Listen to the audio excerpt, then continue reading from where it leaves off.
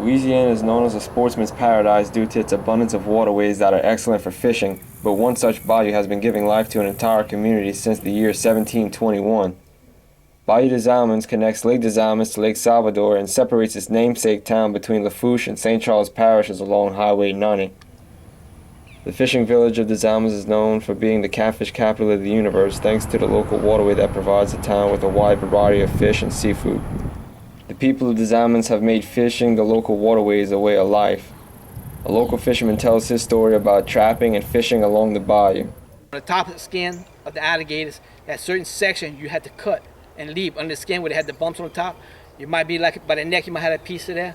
The next year, it might be by the tail, you had to leave a piece. If you had any other kind of cuts different, you couldn't sell that alligator. And that would have been an outlaw alligator. We had 15 to 2,000 pounds of turtle. We claimed like 10 turtles between 20 pounds to maybe 70, 80, 100-pound turtles. And we have like maybe 100, 200 pounds of meat out of that. And then we take that and they would put it in the freezer. They would put it in 2, 3s, and 4-pound packs. You would catch catfish between 20 pounds all the way up to 70 pounds. Blue cats. Goujons between 20 to about 45 pounds. The biggest we ever caught goujon. 40, 45, maybe 50 pounds. I went and picked up one of these goldfish nets to see if it had goldfish and it was heavy. I thought I had a goldfish. And when I pulled it up, all I could see was the big mouth and face of a shark. I had to, all three of us to take it and put it in the boat.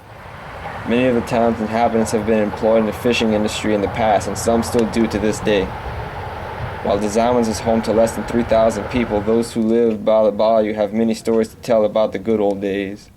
We lived on the bayou in Bayou des Allemands in a houseboat, and there was myself and my sister and my brother, and we have 2 islands in the bayou. And the first one towards the railroad track was Mr. Larry Lavoie's island, and that's where we would go swim at. The bayou was very clean at that time. There was very few alligators.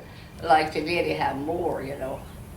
They had a lot of traffic in the bayou, and they had boats pushing barges and all that, but the island was barricaded where the water couldn't eat the ground up. It was barricaded good. And then they built a lighthouse on the very end of it towards the railroad track, facing the railroad track.